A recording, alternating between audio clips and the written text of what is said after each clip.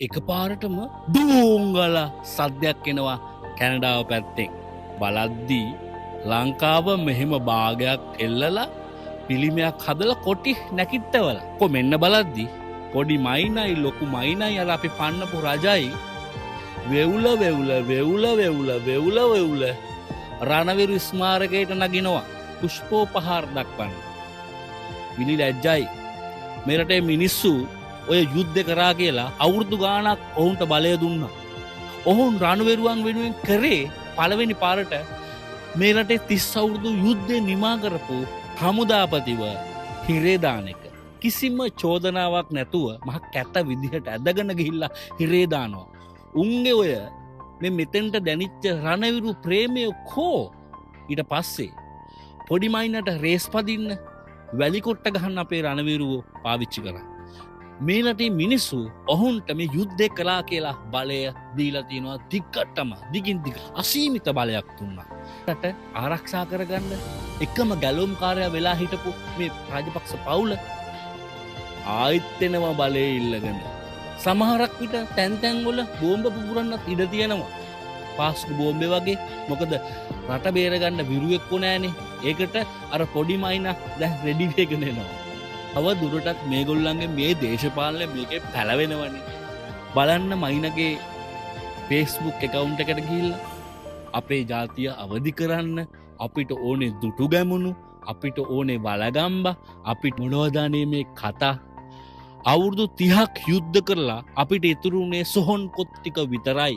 උතුර දකුණ නැගෙනහිර බටහිර රට මැද අපි ඔක්කොම මේ පාර ජාතික සමගිය වෙනුවෙන් එක නායකයෙක් බලයට අරන් ඇවිල්ලා තියෙනවා.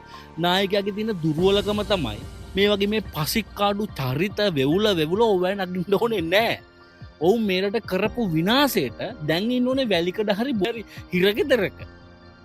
මට තේරෙන්නේ ඇයි මේ මුන් මේක ඇතුලේ බල්ටි ගහන්නේ කියලා. තව දුරටත් මේ මිනිසුන්ට බල්ටි ගහන්න රන් ඉඩ තියන්න එපා. මොකද මේගොල්ලෝ මේ පැලවෙනවා. මේ ජාතිවාදයේ කියන තුවාලේ පාරනවා. හැම තැනම මේගොල්ලෝ අවුස්සනවා. මිනිස්සුන් හරි ලේසියෙන් අවුස්සන්න පුළුවන්. Tamanට මෙතනට කතා කරන මිනිස්සු ඇවිස්සෙනවා. අපිට තව දුරටත් මැරෙන්න ඕනේ නැහැ. අපිට තව දුරටත් කැලවල් දුවන්න ඕනේ නැහැ. අපි තව දුරටත් T56 අරගෙන යන්න ඕනේ නැහැ. අපි තව දුරටත් සූසයිඩ් කරගන්න මේ බෝම්බ පටව ගන්න ඕනේ නැහැ. අපි තව දුරටත් සයිනයිඩ් කරල් බෙල්ලේ මැද ගන්න ඕනේ නැහැ.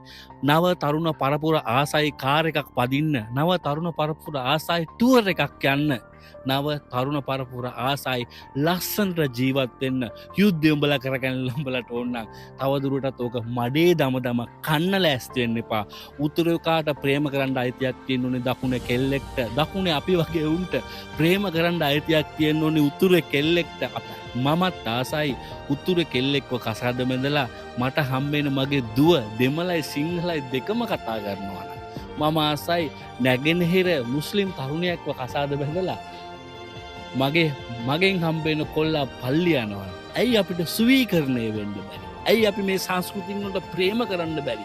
හැමදාම ඇවිස්සීලාද ජීවත් වෙන්න ඕනි.